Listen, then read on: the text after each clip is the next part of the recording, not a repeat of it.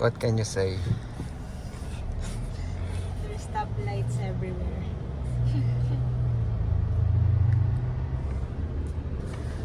No, he's sleeping.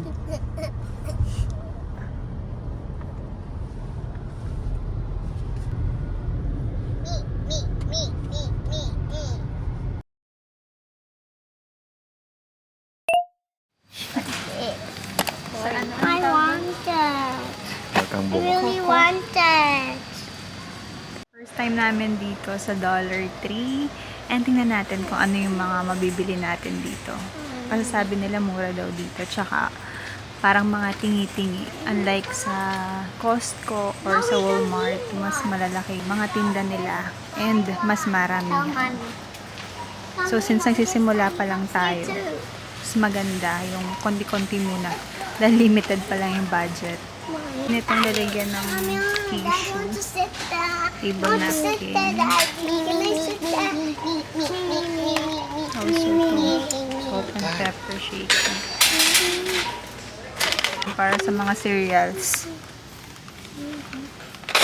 Liner. Kaya. May mga frozen foods din dito. $1.25 lang. Ito katulad nito. Hindi kasi ako dun sa 18 cheese. So, ayan, kumuha ka niya. Ito na lang.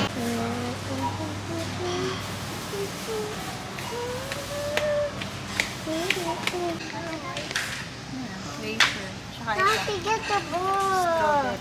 Strawberry. What's wafer? Kasi, Favorite niyo? Pang wafer. This?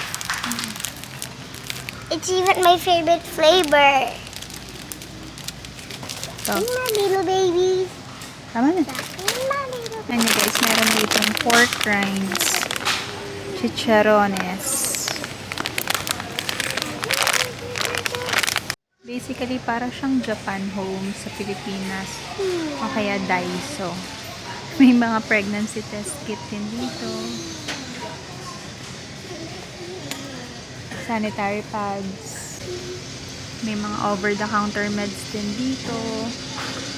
Ano, mga antacids. Parang ang sarap kainin.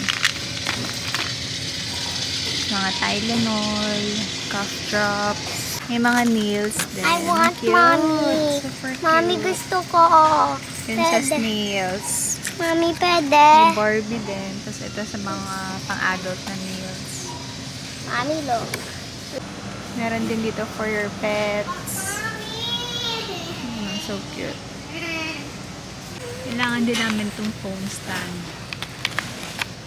Kasi pag may ka-video call kami, wala kami mapaglagyan ng phone. So, ito. Dami mga pang-Halloween na decors. Tapos mga treats. pamigay sa mga bata. Ito pang ano sa trick or treat. What is this? Kasi alam kong allowed din sa amin yung trick or treat. So, hindi ko alam kung bibili kami. Cute nito. Daddy, pwede kami ninon. Hi guys! Today is September 5 and first day na sana ng school ngayon ni Savia. Kaya lang, kulang pa yung requirements namin. So may list sila ng requirements na binigay and kulang kami ng isa. Yun yung physical examination from a US doctor or physician. Tapos, kailangan nilang i-transcribe yung mga vaccinations na binigay sa Philippines tsaka dun sa St. Luke's nung before kami umalis. So, akala ko, tatanggapin nila yung galing mismo sa St. Luke's, yung e-medical or yung vaccination worksheet na galing doon. So, hindi pala. Kailangan namin muna dumaan sa US physician para i-transcribe yun. Since kakarating nga lang namin dito, 3 weeks pa lang kami dito, si Ding hindi pa siya nagsisimula sa work. It means wala pa rin kaming health insurance. Ang in-advise namin nung school is magpunta kami sa government-funded na clinics. Ando namin siya ipa-physical exam para makita din ng pediatrician. So meron siyang binigay na list ng mga government-funded na clinics para tawagan namin. And yung nakuha namin na earliest available na schedule is September 21 pa. So, medyo malayo na sa first day of school. Pero sabi naman ng school or nung district is okay pa rin naman daw yun. Tatanggapin pa rin nila yung bata. They made sure na hindi siya mahuhuli sa school and yung first day of school niya is yung first day kung kailan siya papasok. Ibig sabihin, wala siyang mamimiss na anything sa school. So yun, intayin na lang namin yung September 21 para dun sa physical exam niya.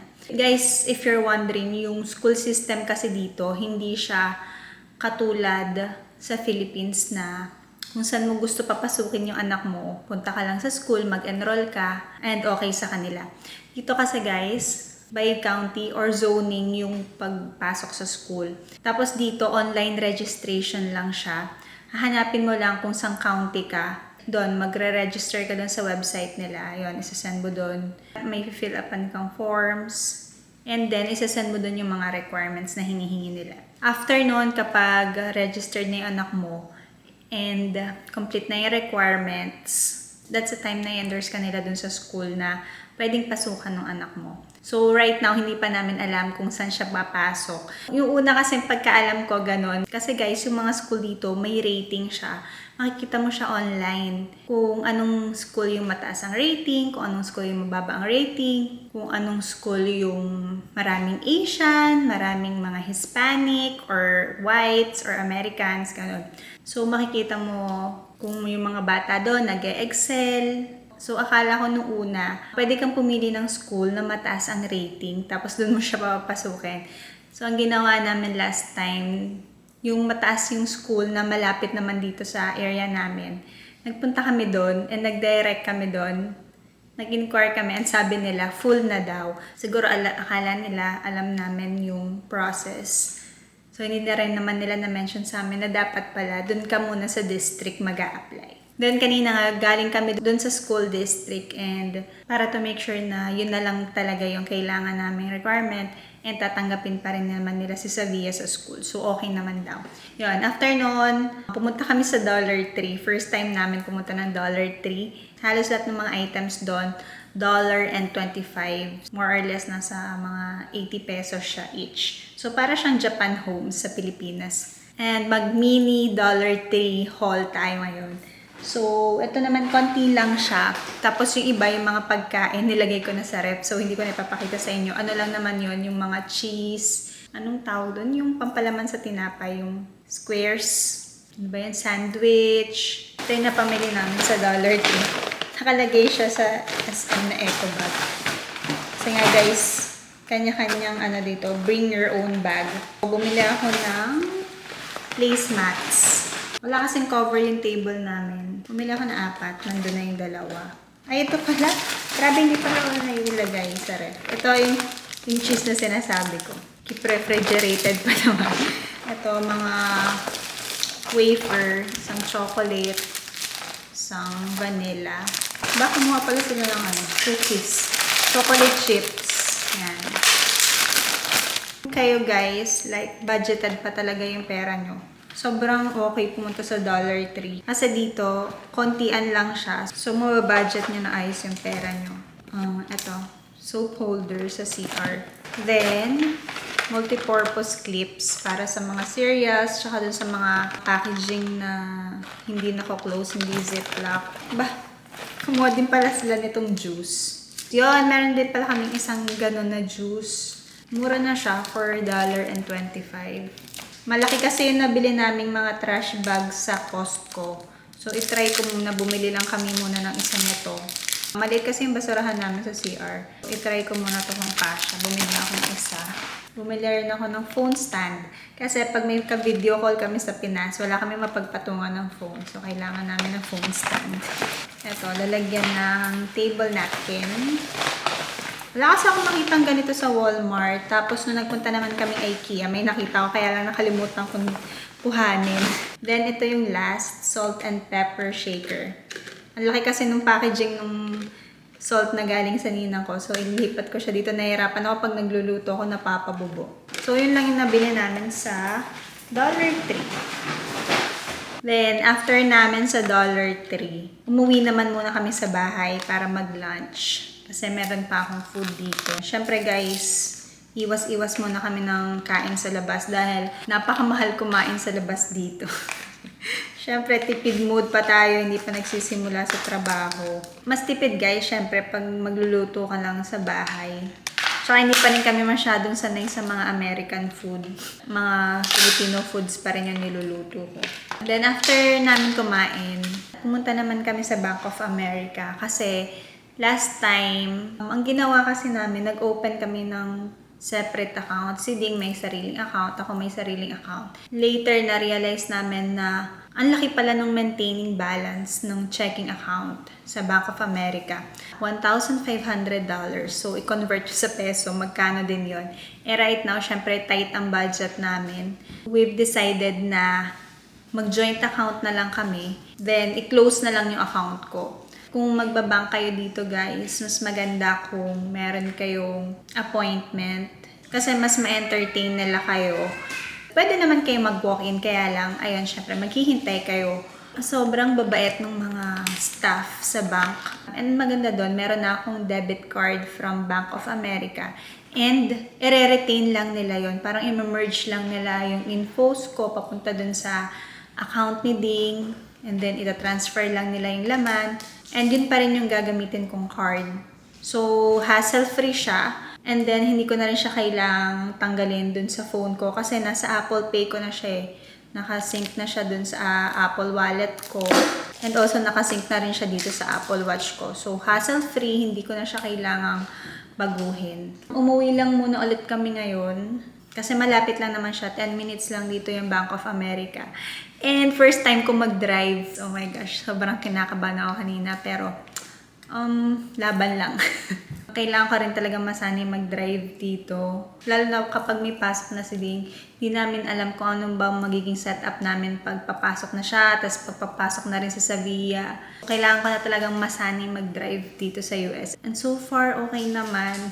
Sa akin, okay naman. Kanina nga, mabagal pa akong mag-drive and binubusinahan na ako ng sasakyan sa likod. Oh my gosh, nakaka-tense. But yun, laban lang talaga guys. Ang dami naming adjustments dito.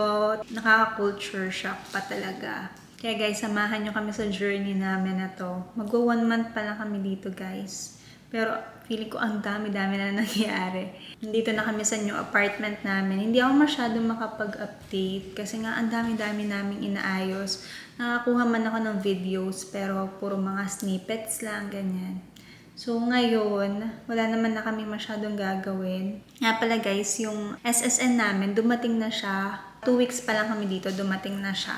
And then, nagulat kami. Last week, nag-email sa kanya yung employer niya or yung agency na dumating na rin yung green card namin. Na-mail na nila, papunta dito sa amin yung green card. And dapat nga i-deliver na siya ngayon. Kaya lang, nasa labas nga kami. So, kailangan kasi ng signature niya para ma-receive namin from FedEx.